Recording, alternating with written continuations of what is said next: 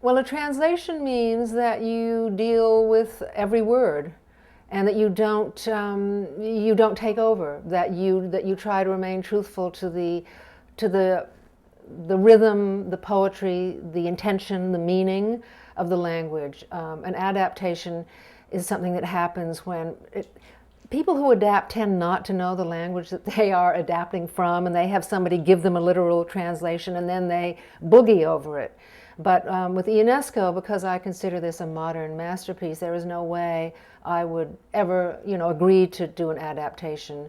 So my job was to, my job was very difficult because the play is very funny in French, because French is such a funny language, because of how fast it's spoken and how chewy it is, and how, I don't know, how the French just get into it in a way that English people don't when they speak.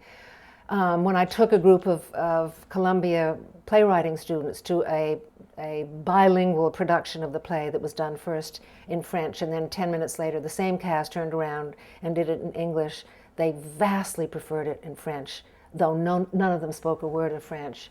So my job was to somehow mime the delirium of the French in English, which, as I say in my little program note, when Ionesco writes just pure gibberish, rather than translating literally, which the present translators tend to do, so that the French gibberish becomes even more meaningless if it becomes English, because all of the rhyming and the punning disappears.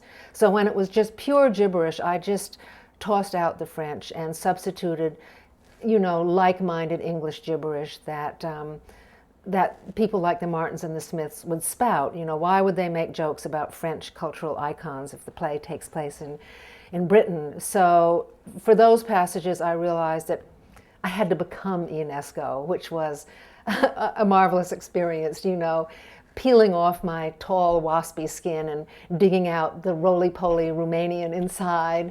And otherwise, in the very familiar passages that we all love, it was just about trying to sort of make it as airborne as I could, and also I wanted there to be a real rhythm, because I feel that so many of the present translations are labored and truncated and abortive, and more than anything I wanted it to flow.